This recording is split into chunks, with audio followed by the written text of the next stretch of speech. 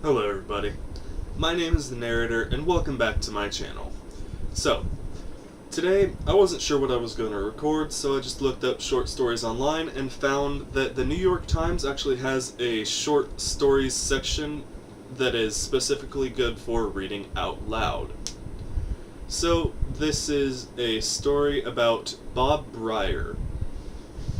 And here goes nothing. I've never read this, just as always with my videos. So, let's see how this goes. The ancient Egyptians had their tombs, well-decorated spaces that contained belongings for the afterlife. Bob Breyer has his 3 adjacent apartments in the Riverdale section of the Bronx. A quote from Brian. "People ask me what I'll do with all my stuff when I die," Mr. Breyer said recently. "I say, I'm an ophthalmologist. I'm an Egyptologist. I can take it with me." His stuff is a staggering collection of what he calls Egyptomania. Thousands of objects of all sorts relating to ancient Egypt, all massed and tastefully displayed in those 3 adjacent apartments, in a high-rise building just off of the Henry Hudson Parkway. Mr. Breyer, age 67, is a world-renowned Egyptologist who has spent his life researching mummies around the world, earning him the nickname Mr. Mummy, for he has for 35 years been an avid... earning him the nickname of Mr. Mummy. Sorry about that. Let's retry that entire paragraph. I'm sorry. Mr. Breyer, age 67, a world-renowned Egyptologist who has spent his life researching mummies around the world, which earned him the nickname Mr. Mummy, has, for 35 years, been an avid collector of research materials, artifacts, and just about anything Egypt-related. It is a collection that runs from the gamut, from rare artifacts to dime store kitsch, from authentic mummy parts to pop culture merchandise. One moment, he is showing off the original letters of Howard Carter, written from the Valley of the Kings in Egypt just before Carter discovered King Tut's tomb in 1922. Seconds later, he winds the knob on a little plastic mummy Halloween toy and sets it on a whirring hip shake dance next to display cases of mummified body parts. Mr. Breyer has roughly 6,000 books, including rare research materials on mummies and tombs. And then there are hundreds of Egyptian-themed novels. Even the bad novels. I'll read them because they're kitschy. They're fun, he said while giving a reporter a tour. "Look, this is cute. You'll love this," he said, pointing to a 2,000-year-old arm displayed in his living room. "This was a Valentine's Day present from my wife. We call her Lefty the Arm. That's it." He showed off a blackened skull displayed on a dresser. "See that?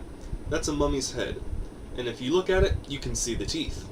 He pointed to the top of a wall-length bookshelf, where dozens of ceramic servant statues stood. Ushabti funerary statues that ancient Egyptians would place in a tomb to serve the deceased in the next world. Mr. Breyer held up a Barbie, Princess of the Nile doll, still in its box. Sorry, there was a period there, and that made me read it wrong. "This is officially as low as I will go in collecting Egyptomania," he said before moving on to the kitchen, where Egypt-themed cereal boxes and a cabinet filled with fine crystal and china with Egyptian designs awaited.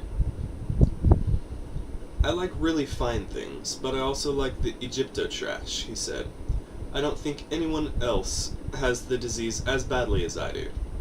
I don't think there's another collection that's as diverse as this. Most people either have taste or they don't have taste. I sort of like it all."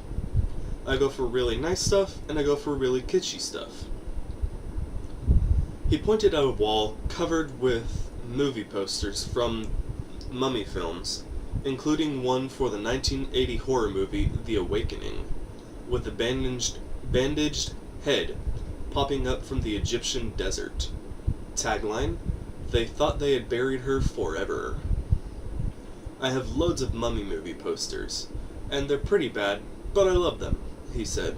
I mean, sometimes a thing is bad enough to be good.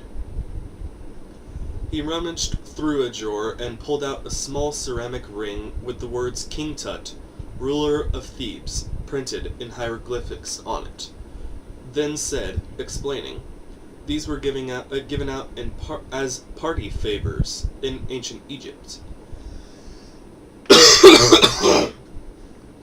Sorry about that, I'm still fighting that cold. Mr. Breyer grew up in the Tremont section of the Bronx, and now teaches at the C.W. Post campus of Long Island University. On Long Island.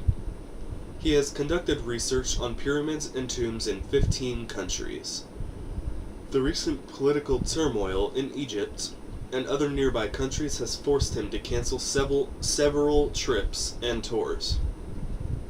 He has stayed busy, however, with interviews on television news programs about the danger and damage to Egypt's antiquities.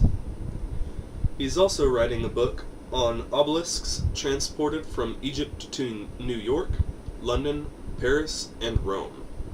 His research on the one in Central Park has turned up a fascinating detailed account on how Henry Honeychurch Gorringe delivered the obelisk to Central Park in 1880. But Mr. Breyer's true expertise is on how ancient Egyptians preserved their dead. In 1994, he mummified a cadaver using ancient Egyptian techniques. His investigation of Tutankhamun's corpse led to his 1998 book, The Murder of Tutankhamun. He has also investigated other well-known mummies, including those of Ramses the Great, Vladimir Lenin, Eva Peron, and members of the Medici family in Florence, Italy. He is not so badly preserved himself. He is an avid runner, slim and youthful. In fact, he agreed to be interviewed only if this reporter would go running with him. Afterward, he bounded into his his building lobby, and was handed a package by the doorman. When I used to get packages, my kids would say to each other, "Don't open it, it could be body parts," he recalled. One time, my daughter came home upset from school and told me the class didn't believe me when I told them we have mummies at home. So I sent her in with a mummified cat, and she came home and said, "They believe me now." The ancient Egyptians, Mr. Breyer noted, believed that preserving a body through mummification would allow it to be successfully reborn into the afterlife. Surrounded by 3 apartments worth of Egyptomania, Mr. Mummy laughed, saying, "Too bad I have no one around who can mummify me." And that's all for today. This short story was actually a little bit longer than I planned, but it's about the average length my videos have been recently. So I hope you liked it, and please leave any suggestions you have in the section below. I was recently asked, right before this video actually, to do something with Harry Potter. So, of the people that watch this, if you want me to actually read Harry Potter books, like a couple pages at a time or a chapter at a time or anything like that, tell me below, and I'll see if I can do that. Otherwise, I hope you all have a nice day, and I will see you in the next video. Goodbye.